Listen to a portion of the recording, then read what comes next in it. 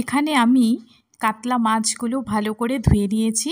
তারপর এর মধ্যে নুন, হলুদ আর কাশ্মীরি লঙ্কার গুঁড়ো অল্প দিয়ে ভালো করে মাছগুলোকে ম্যারিনেট করে নেব। আর এর মধ্যে একটু সর্ষের তেলও দিয়ে দিচ্ছি। এবারে এটিকে ভালো করে মেখে নেব।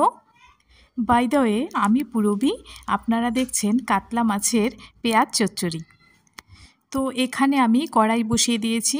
কড়াইটি যখন ভালো করে গরম হয়ে যাবে তখন এর মধ্যে সর্ষের তেল দিয়ে দিয়েছি। আর তেলটি ভালো করে গরম করে একে একে আমি মাছগুলো ছেড়ে দিচ্ছি। তো মাছগুলোকে খুবই ভালো করে ভেজে নিতে হবে। গ্যাসের আঁচ মিডিয়াম করে রাখতে হবে, না হলে মাছের ওপরটা পুড়ে যাবে আর ভেতরে ভাজা হবে না। আর এখানে মাছগুলোকে ভালো করে কড়া করে লাল লাল করে ভেজে তুলে নিতে হবে। তো আমার মাছ ভাজাগুলো হয়ে গেল। তো এবারে এদিকে দেখো আমি ছোট ছোট কিছু পেঁয়াজ ছুলে নিয়েছি। তো এগুলোকে কেটে নেব। এখানে মশলার জন্য একটি টমেটো, দুটি পেঁয়াজ, আদা কুচি আর কাঁচা লঙ্কা, দুটো এলাচ, দুটো দারচিনি, তেজপাতা নিয়ে নিয়েছি। এগুলোকে তেজপাতা বাদে এগুলোকে আমি মিক্সিতে পেস্ট করে নেব। আর কিছু পেঁয়াজ আর দুটো টমেটো আমি এভাবে কুচি করে নিয়েছি। তো এবারে কড়াইতে যে আগে থেকেই মাছ ভাজার তেলটা রয়েছে সেই তেলের মধ্যেই আমি আরেকটু তেল দিয়ে দেব। এই রান্নাতে তেল একটু বেশি লাগে।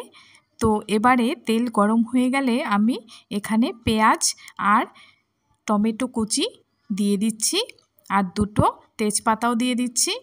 তো এটিকে ভালো করে ভেজে নিতে হবে।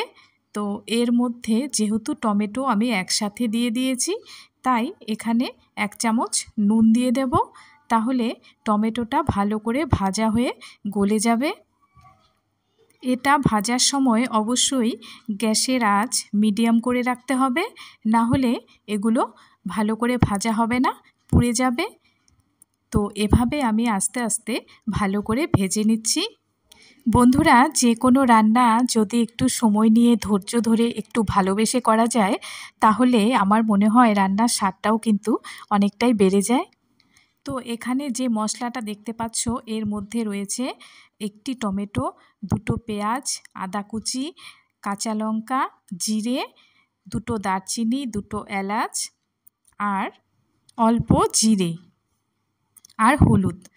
তো এই মশলাটিকে আমি এর মধ্যে অ্যাড করে দিলাম। তো এবারে এটিকে ভালো করে ভাজা ভাজা করে নিতে হবে। তো এটি যখন ভালো করে ভাজা হয়ে যাবে তখন এর মধ্যে আমি খুব সামান্য পরিমাণ 1 কাপ জল দিয়ে দেব। আর এখানে স্বাদ অনুযায়ী নুনও দিয়ে দিলাম। তো এবারে ভাজা ভাজা হয়ে গেছে। তো এর মধ্যে আমি 1 কাপ মতো জল দিয়ে দেব। এবার এটা যখন ভালো করে ফুটে যাবে তখন এর মধ্যে আমি মাছগুলো দিয়ে দেব। মাছগুলো দেওয়ার পর যেহেতু মাছগুলো ভালো করে ভাজা করে রেখেছিলাম, সেই জন্য এটাকে ঢেকে দিতে হবে। 2 মিনিট ঢাকা দিলেই এটি তৈরি হয়ে যাবে। বন্ধুরা, আমি blog, home decor item, cooking, tour, makeup, বিভিন্ন ধরনের craft idea, home decor idea ইত্যাদির ভিডিও আপলোড করে থাকি। তো আমার ভিডিও ভালো লেগে থাকলে আমার চ্যানেলটিকে অবশ্যই সাবস্ক্রাইব করে বেল আইকনটি ক্লিক করে অল করে রাখতে পারেন। তো মাছের চচ্চড়িটি হয়ে গেছে। তো আমি নামিয়ে নিয়েছি। দেখুন কি সুন্দর দেখতে হয়েছে। আর এটি খেতেও ভীষণ ভীষণ টেস্টি হয়েছিল। তো আপনারা অবশ্যই এটি করে দেখবেন আর খেয়ে কিন্তু অবশ্যই জানাবেন আপনাদের কেমন লাগলো। তো আজকের কাতলা মাছের পেঁয়াজ চচ্চড়িটি আমি এভাবে সাজিয়ে নিচ্ছি। আর এটার গ্রেভিটিও কিন্তু খুবই সুন্দর দেখতে হয়েছে আর খেতেও ভীষণ টেস্টি হয়েছে। তো বন্ধুরা, আজকের ভিডিওটি যদি আপনাদের ভালো লেগে থাকে তাহলে সুন্দর করে একটি কমেন্ট করতে কিন্তু ভুলবেন না। তো আবারও দেখা হচ্ছে নতুন কোনো ভিডিওতে। আপনারা সবাই ভালো থাকবেন। আজকের মতো টাটা।